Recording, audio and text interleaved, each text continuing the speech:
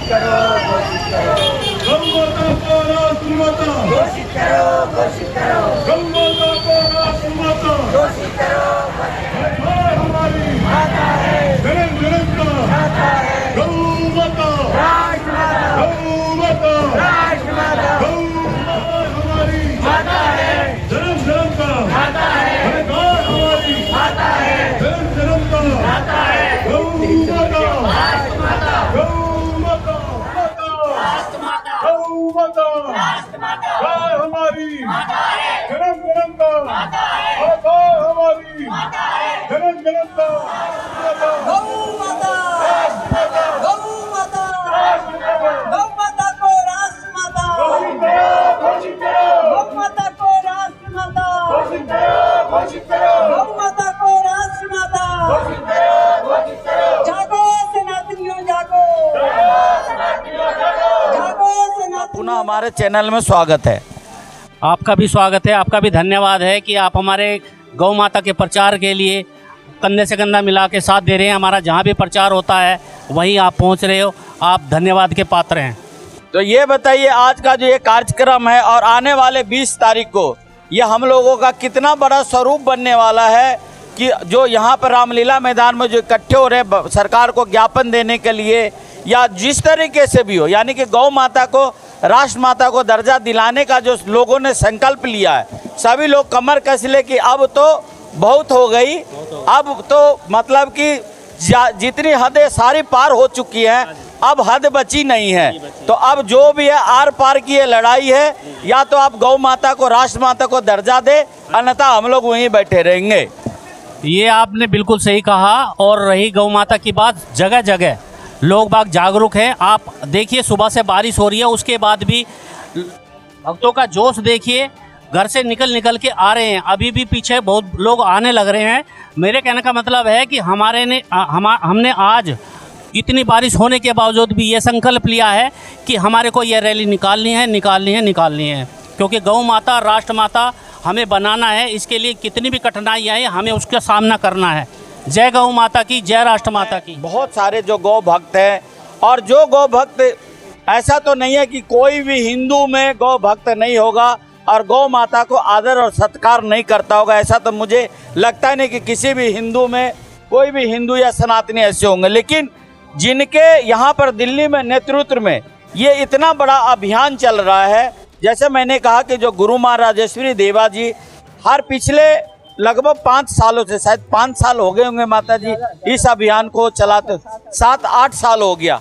7-8 साल से देख लीजिए कितनी हमारी भारत में ही कितनी हमें शर्म की बात है कि जिस देश को हम हिंदुस्तान कहते हैं, हिंदुओं का देश कहते हैं, हिंदू बहुल देश कहते हैं, उस देश में हमारी गौ माता सुरक्षित नहीं है। उनको गौ माता को सुरक्षित करने के लिए, राष्ट्र माता का दर्जा देने के लिए हमें सरकार तक ज्ञापन पहुंचाना पड़ता है। तो ये बहुत ही हमारे लिए और हमारे शायद ये संस्कार और संस्कृतियों के लिए भी शर्म की बात है। और ये माता जी को जैसे कि इन्होंने जब आह्वान किया 7-8 साल पहले, तो इनको कहीं ना कहीं से मन में हुआ कि चलो गौ माता बहुत दुखी है, बहुत तकलीफ में, बहुत तड़प रही है, तो उनको बचाने के लिए ऐसा कार्य किया जाए। तो माता जी आपका पुनः फिर मेरे चैनल में स्वागत है। आपका बहुत बहुत अभिनंदन, स्वागत, धन्यवाद जो आप हमारी आवाज़ को पूरी देश दुनिया तक पहुंचा रहे हैं और इस धर्म के कार्य में हमारा साथ दे रहे हैं। आपका बहुत बहुत अभिनंदन। माता जी एक चीज़ का हम लोग पाठ करते हैं, हम लोग शास्त्र पढ़ते हैं, हम लोग वेद पढ़ते हैं, और सबसे बड़ी बात अभी जैसे मैंने कहा कि अगर हमारे घर में किसी का देहांत होता तो वहाँ पर हम गरुड़ पुराण भी करवाते हैं ना, सभी लोग करवाते हैं। तो उस गरुड़ पुराण में भी गौ माता का जिक्र है कि आपको उस गौ माता ही वो भवसागर आपको पार कराएगी। आप उसका पूंछ पकड़ के आप बैतरनी नदी पार करेंगे, लेकिन वो क्या लोग उस ग्रंथ और किताब तक पढ़ के ही छोड़ देते हैं, या गौ माता के बारे में हम हिंदू लोग सोच भी रहे हैं? माँ की दुर्दशा जो हो रही है उसको देखते हुए तो यही लगता है कि लोग सिर्फ पढ़ते हैं और रख देते हैं, और जो कुछ हमारे सिर्फ गरुड़ पुराण की बात नहीं है, हमारे 4 वेद, 6 शास्त्र, 18 पुराण और जितने उपनिषद है सब ने गौ माता का बिल्कुल स्तवन कंठ से उन्होंने माँ के लिए गुहार लगाई है। तो हमारे कोई भी ऐसा धर्म ग्रंथ ऐसा नहीं है जिसमें गौ माता की चर्चा नहीं है, लेकिन फिर भी उसके बावजूद इतनी कथा हो रही है आस्था के माध्यम से, संस्कार के माध्यम से। और हमारे जो गोपाल मणि महाराज जी जिन्होंने ये विचार उठाया वो प्रतिदिन कथा कर रहे हैं। उनके जो सुपुत्र हैं सीताशरण जी, वो प्रतिदिन कथा कर रहे हैं। हर वक्त वो माँ की चर्चा में, और कितने और संत महात्मा और कितने लोग। माता जी, आप भी उनसे कहीं कम कथा नहीं कर रही हैं, उनसे कम आप मेहनत नहीं कर रही हैं, लेकिन ये आपका बड़प्पन है कि आप उनके बारे में कह रहे हैं। लेकिन हम लोगों को लगता है कि आप भी पूरी जद्दोजहद करें, उनसे कहीं आपका भी कम प्रयास नहीं गौ माता को राष्ट्रमाता का दर्जा दिलाने में। बस हम यही चाहते हैं कि पूरा सनातन, जितना हम सनातनी हैं, हम सब एक हो जाएं, जितना संत समाज है वो सब एक हो जाएं, और एक होकर, एकजुट होकर 20 नवंबर 2023 गोपाष्टमी वाले दिन हम सब रामलीला मैदान में इकट्ठे हुए और गौ माता को राष्ट्र माता का सम्मान दिलाएं। देखिए, हमारे वेदों में, हमारे शास्त्रों में, हमारे ऋषि मुनि कहते हैं गाय पशु नहीं है। तो हमारे जितने धर्मशास्त्र हैं उनमें भी यही आता है कि गाय पशु नहीं है। हम लोग भी यही कहते हैं कि ये जो जितनी जनता यहाँ एकत्रित हुई है उन सब का यही मानना है कि गाय पशु नहीं है। यही लड़ाई है। आपकी बात को आपने कहा गाय पशु नहीं। हम लोग, मुझे याद है जब बचपन में पढ़ते थे और हमें गुरुजी कहते थे कि गाय पर लेख लिखो, तो हिंदी में लिखते थे कि गाय हमारी माता है, गाय की 2 आँख है, 4 पैर है, 1 पूँछ है, 2 कान है, 2 आँख है। लेकिन जैसे इंग्लिश में करते थे काउ इज एनिमल, तो एकदम से वहाँ पर उसको पशु का दर्जा दे दिया जाता है। तो कहीं ना कहीं हमारे विधि व्यवस्थाओं में भी कमी है, हमारे धर्म को तोड़ने में, मरोड़ने में, कमज़ोर करने में।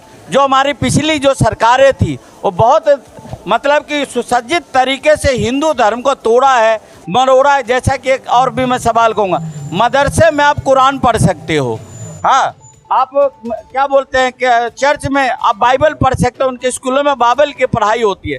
पहले हमारे किताबों में रामायण गीता पढ़ाया जाता, लेकिन वो सारी सिलेबस हटा दिया गया। तो नहीं लगता कि सरकार भी हम लोगों के साथ साजिश किया? बिल्कुल, ये पाश्चात्य संस्कृति बिना हमारे कानून के, बिना सरकार के हमारे देश में नहीं घुस सकती थी।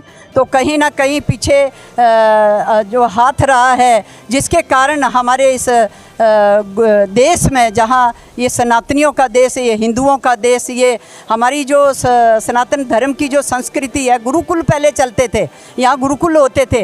लेकिन मुग़ल काल से आप जानते हैं कि गऊ को पशु का नाम दे दिया, गंगा को नदी का नाम दे दिया, और जितने हमारे गुरुकुल थे उनको बंद करवा दिया। यही हमारी सरकार के पास निवेदन है, गुहार लगाते हैं 20 नवंबर को। इसलिए हम सब लोग इकट्ठे होंगे कि हमारी गौ माता को राष्ट्र माता का सम्मान दें, और जितने गुरुकुल बंद हुए हैं, जितने ये पाश्चात्य संस्कृति के जो यहाँ स्कूल चल रहे हैं, हमारे कॉलेज चल रहे हैं, इनको बंद कर दें और गुरुकुल होना चाहिए। और हमारी जो सनातन संस्कृति है उसका पुनः उसी तरह विस्तार होना चाहिए जैसे हमारे सतयुग में, द्वापर में, त्रेता में बहुत से लोग, हमारे बहुत से ऐसे जो महापुरुष थे जो गुरुकुल चलाते थे, और हमारे तो कोई जाता ही नहीं था, ये ऐसे थी नहीं। ये जो संस्कृति अब शुरू हो गई है, जो अंग्रेजी स्कूल अब शुरू हो गए हैं, वो जो तरह तरह का जो षड्यंत्र रचाया जा रहा है,